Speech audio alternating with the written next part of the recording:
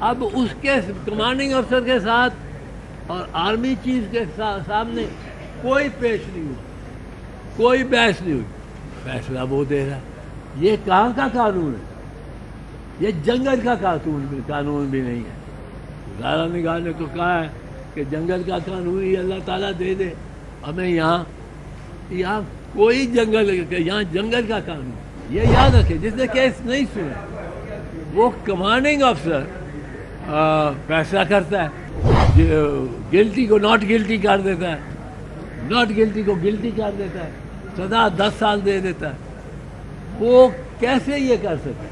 فیصلہ جا کے کمانڈنگ افسر کرتا ہے, جس نے کیس سنا ہی نہیں, جس نے کیس سنا ہی نہیں وہ فیصلہ کر رہا ہے. تو یہ ہیئرنگ تو نہ ہوئی. جن افسروں نے, جس فوجی عدالت نے کیس سنا ہے, وہ فوجی عدالت اس کیس کا فیصلہ نہیں کر سکتی. وہ ایک فارم ہے, فارم پہ وہ لکھتی ہے اپنی اوپینین, کمانڈنگ افسر کو بھیجتی ہے. جو بریگیڈیئر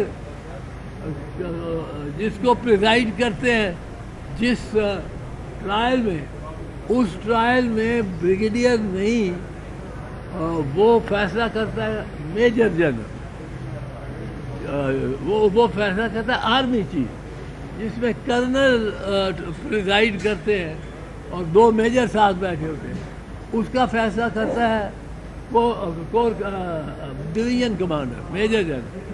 اور وہ صرف یہ دیکھتا ہے کہ گلٹی کے ناٹ گلٹی کیا سفارش ہے.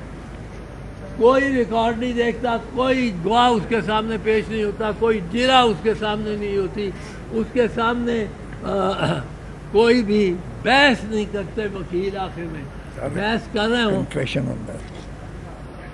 بحث کر رہے ہیں تو وہ اس کو سمجھ آ جائے کہ یہ کون گواہ, کون بے گناہ ہے. گواہ اس کے سامنے جرا کر رہا ہو. وکیل تو گواہ کی شکل صورت, گواہ کے گھبرا جانے, گواہ کے ڈیمینر سے, گواہ کی اپنی حالت سے پتہ لگ جاتا ہے کہ یہ جھوٹا ہے سچا ہے. اب اس کے کمانڈنگ افسر کے ساتھ اور آرمی چیف کے سامنے کوئی پیش نہیں ہوا, کوئی بحث نہیں ہوئی, فیصلہ وہ دے رہا. یہ کہاں کا قانون ہے؟ یہ جنگل کا قانون بھی نہیں ہے. ظاہر نگاہ نے تو کہا ہے کہ جنگل کا قانون ہی اللہ تعالیٰ دے دے ہمیں. یہاں کوئی یہاں جنگل کا قانون. اب اس میں دیکھیں اور بات یہ ہے کہ آپ فوجی عدالت لگاتے ہیں.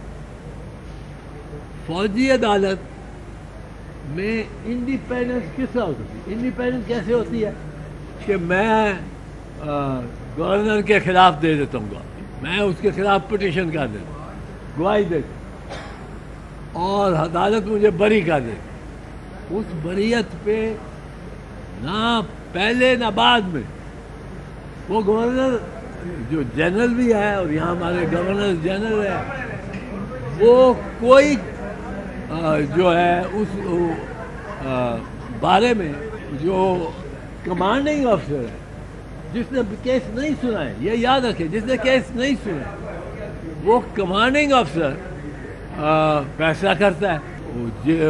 گلٹی کو ناٹ گلٹی کر دیتا ہے, ناٹ گلٹی کو گلٹی کر دیتا ہے, سزا 10 سال دے دیتا ہے. وہ کیسے یہ کر سکتا ہے؟ اچھا, اس وجہ سے میں آپ کو ایک اور درجہ دے جاؤں. اس وجہ سے کہ کمانڈنگ آفیسر نے فیصلہ کرنا جس نے کیس سنا ہی نہیں, اس وجہ سے فوجی عدالت فوجیوں کو بھی ٹرائی نہیں کر سکتی, کیونکہ وہ عدالت ہی نہیں ہے. فوجی حاضر وردی فوجی کو یہ فوجی عدالتیں ٹرائی نہیں کر سکتی, کیونکہ یہ فوجی عدالتیں ہی نہیں, کیونکہ یہ جو فیصلہ کرتا ہے اس نے سنا ہی نہیں ہوتا. کہ تو یہ اس قدر بھیانک باتیں. اس میں آپ نے دیکھا, مطلب بھیانک تو اس میں پارٹی کا سمبل لے لیا, پارٹی کا سمبل ہی لے لیا. سمبل کیسے لے سکتے آپ؟ عرف عام میں ہم کہتے ہیں پارٹی کا سمبل. تیر پیپلز پارٹی کا تیر ہے, نواز شریف کا شیر ہے, اس کا بلہ ہے عمران خان کا. اب یہ سارے کا سارا یہ مفروضہ ہی غلط ہے. یہ سمبل پارٹی کا نہیں ہے. سمبل پارٹی کا, پارٹی کو سزا دی, پارٹی کے سمبل آپ لے دیں, یہ پارٹی کا سمبل نہیں ہے, یہ اس ووٹر کا سمبل ہے جو پڑھ نہیں سکتا, جو پڑھ ہی نہیں سکتا. اپنا نام کیا وہ 40 ناموں میں کینڈیڈیٹ کے ناموں میں وہ کس طرح ڈھونڈے گا؟ وہ عورت جو 75 سال کی ہے, ان پڑھ ہے, وہ کس طرح اپنا نمبر ڈھونڈے, اپنے کینڈیڈیٹ کا جس کو ووٹ ڈالنا ہے اس کا ڈھونڈے گی نام. وہ آ کے آپ کے پاس کہتی ہے ہم پولنگ اسٹیشن پہ کھڑے ہوتے ہیں یا کینڈیڈیٹ ہوتے ہیں, تو جس الیکشن میں نہیں بھی لڑ رہا ہوتا پولنگ اسٹیشن پہ جاتا ہوں پھرتا ہوں, وہ آئے گی ایک مائی 75 سال, وہ کہے گی اے میاں جی میں اپنا ووٹ پانا ہے بی بی دے پتر, بی بی دے پتر میرا کر دے میرے سے بھی, میں کس طرح پاؤں؟ مجھے تو نہ ہی نہیں آتا. تھی کہتے ہو بی بی تو جا اتنے اے نشان ہوئے گا تیر کا, تیر سے مور لگ جاتا بلاول بھٹو مل گئی. اسی طرح عمران خان کا کوئی کہنا ہے اس کو کہتے ہیں اب بلے نو ووٹ پا, اب بلہ ہے ہی نہیں, بلہ بھائی نہیں, بلہ پارٹی کا ووٹ نہیں ہے. پارٹی کا ووٹ اگر ہو پھر درست ہے کہ پارٹی کے 10 جو عہدیدار ہیں, بڑے عہدیدار, یہ کہتے ہیں پی ٹی آئی کو آپ نے الیکشن نہیں کرائے, پارٹی کے 10 بڑے عہدیدار یہ فیصلہ کر لیں کہ ہم نے پارٹی کی الیکشن جو ہے وہ رگ کر لی. وہ پارٹی کی الیکشن کہتے ہیں ہم نے رگ کر لی, اور وہ رگ کر دیتے. وہ 10 بندے, وہ 10 ظالم جو ہیں پارٹی کے عہدیدار, وہ رگ کرنے کا جب فیصلہ کر لیتے ہیں تو سزا ان کو ملنی چاہیے کہ 3 کروڑ ووٹر کو ملنی چاہیے جس کو آپ ڈس انفرینچائز کر سکتے. اتنے غلط فیصلے کیے ان سپریم کورٹ نے. ایک صحیح فیصلہ ہوا, وہ فیصلہ ہوا ہے جو اعجاز الاحسن کے بینچ نے 5 ججز نے کیا ہے کہ ملٹری کورٹ پاکستان میں نہیں لگ سکتی. اس پہ ایف بی علی کا بھی فیصلہ, وہاں سے چلے. ایف بی علی میں یہ فرق تھا کہ وہاں ایف بی علی میں یہ فرق تھا کہ وہاں 63 کا آئین ہی نہیں تھا, وہ آئین ہی 62 کا تھا, اس کے تحت گنجائش نکل سکتی تھی, نکل سکتی, یہاں گنجائش نہیں نکل. تو یہ کہنا کہ جو فوجی عدالتیں ہیں وہ سویلین کو ٹرائی کر رہے ہیں. ایک چیز میں اور کرتا ہے, اور یہ میری بات لوہے کی لکیر کی طرح لکھے, لوہے پہ لکیر, پتھر پہ لکیر جو ہوتی ہے اس طرح یہ میری بات لکھ رہے. آج جو بیجو گے کل وہ پاؤ گے. ہم نے قوانین بنائے, جو قوانین ہم نے بنائے وہ ہم پہ لگے. شہید بھٹو نے بنایا کہ باہر سے کوئی وکیل نہیں آ سکے, اور رمزی کلارک اٹارنی جنرل, میں نے کہا وہ آنا چاہتا تھا, انہوں نے کہا جی یہ تو قانون آپ کے وقت کا بنا ہوا ہے, وہ نہیں آ سکتے. ہم نے کہا اسی طرح کہ آپ جو اس میں اور بھی ہم نے 6ٹھی آئینی ترمیم لے کے آیا چیف جسٹس انوار الحق کو نکالنے کے لیے. 7ویں ترمیم لے کے آئے یعقوب علی کو چیف جسٹس بنانے کے لیے. کیا ہوا جب سارا توپوں کا کہ رخ مڑ گئے اور ہماری طرف آ گئے تو یہی قوانین ہمارے خلاف ہوئے. یعقوب علی کی جگہ انوار الحق آ گیا. انوار الحق میں اتنا کینہ تھا شہید ذوالفقار علی کے خلاف کہ اس نے ان کو یعقوب علی کو ہٹا کے اور اپنے لے آئے انوار الحق کو. انوار الحق کو کینہ تھا ذوالفقار علی بھٹو شہید سے کیونکہ انوار الحق کو سپر سیڈ کیا تھا شہید ذوالفقار علی بھٹو نے بطور پرائم منسٹر، اور ہم سمجھتے تھے یہ ہمارا حق ہے، ہمارا حق ہے، ہم ججز کو کدھر بٹھائیں، کونے میں بٹھائیں، کرسی پہ بٹھائیں، صوفے پہ بٹھائیں، یہ ہمارا حق۔ انہوں نے آ کے ہمیں پھانسی لگا دیا اور کہا کہ آپ بتاؤ کس کا حق ہے۔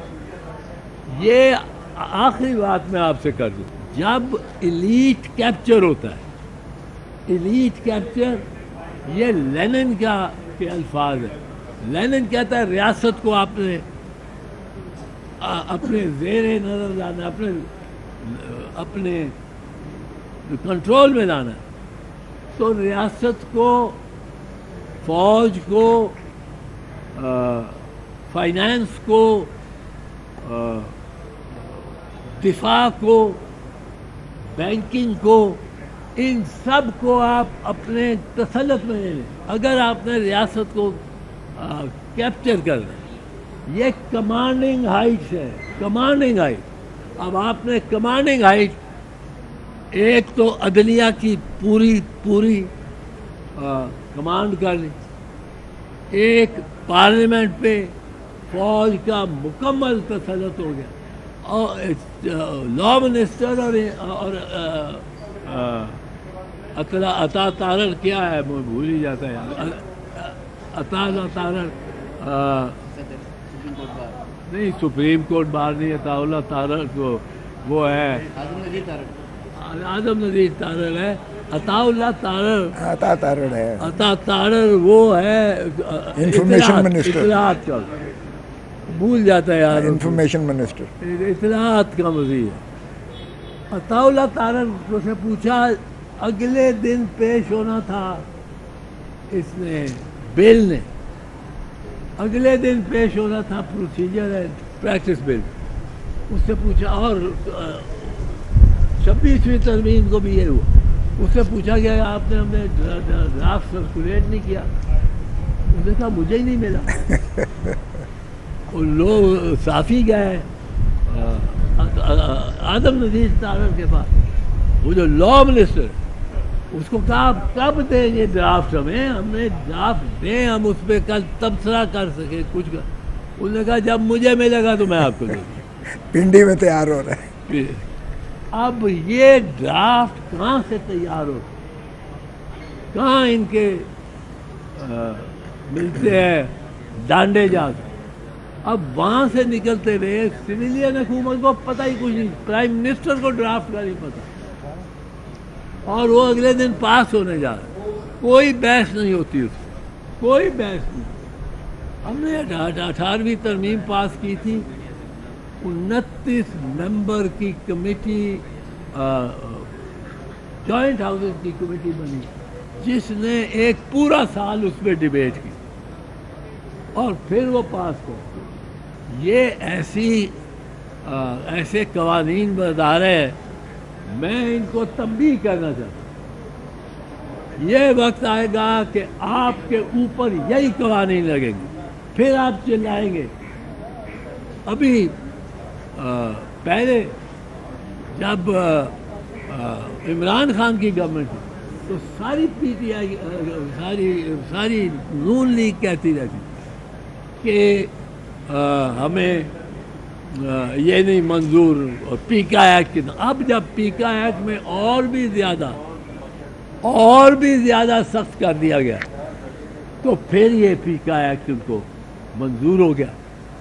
اب مجھے ڈر ہے کہ میری جماعت کے شمول یہ پیکا ایکٹ اور یہ 26ویں ترمیم یہ بڑی شدت کے ساتھ ہم پہ لگے گی، اور جب فوجیوں کا آپ کہیں گے آپ کیوں لگا رہے ہو، کہیں گے ہم نے نہیں لگائی ہے، سویلین نے لگائی ہے، اس وقت ہمارے پاس کوئی جواب نہیں ہو۔ تو اس لیے یہ بڑی منفی باتیں ہو رہی ہیں، اور بدقسمتی سے ہماری جماعت بھی اس میں ہے، ان کو سمجھنا چاہیے کہ جو قانون وہ آج اپوزیشن کے بنائیں گے، کے خلاف بنائیں گے، وہ کل اپوزیشن کے خلاف وہی قوانین ہوں گے، صرف آپ بیٹھے ہوں گے اپوزیشن اور آپ کے خلاف یہ استعمال ہو رہا ہے.